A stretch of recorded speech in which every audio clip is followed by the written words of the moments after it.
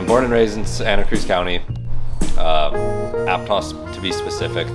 The south side is where me and most of my buddies are from. Grew up surfing little closeouts and reforms. But I grew up seeing Brandon surfing the beaches. It was a Grom. And I was like, fuck, who's this? Who's this kid that surfs way better than me? Just seeing Brandon come up and like do the surfing thing, like start doing QS's and contests and all that stuff. So I surfed for a long time, surfed a lot of contests for years and years, and then got to a certain point when I wanted to create a career for myself. And I didn't see surfing being a career, so started off in agriculture. And I watched him progress through all of that, and then I started asking him questions about things. That's probably when I started to see Connor around, and I would see him out in the water. I'm like, who's this kid? Where'd he come from? You know, as we do, you know, if you see somebody new, you're kind of curious. Kind of expect that coming up here. It's like, we're out of our own little bubble. But it was cool because it's very similar, you know, small town, everyone knows each other. And Connor's from Carpinteria, and that is the neighborhood that backs up to Rincon. So he grew up surfing perfect right point break and trying to find any lefts that come off it too. Connor moved up to Santa Cruz County when he was like 18 or so because his mom kicked me out of the house for selling weed. I get it, you know, get this Grom out of here. And ended up here, living in my grandparents' old house, going to school. Being like, fuck, what am I doing up here?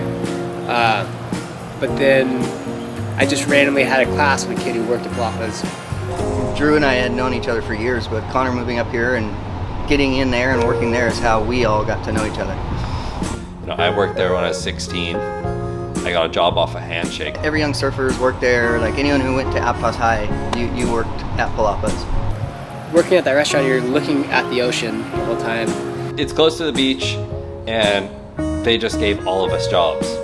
Every young surfer on our side of town has all worked there before. It's certainly a rite of passage. Like literally everyone got a job there at some point. If you didn't, you're probably not from the south side. Brandon is a huge asset to us. He is our operations manager. He deals with everyone here, as well as the plants, you know. Here at Waverider, I manage all the operations.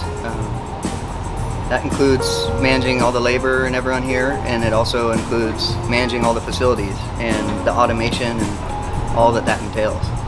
You know, there's a big crew for him to work with. You know, we have 50 to 60 people here, at least peak season in the summer when the plants are growing fast and we gotta move. When we first got rolling, you know, me and my dad thought, okay, we'll handle sales, everything, whatever. And then when it really started to pick up, I was like, this is too much.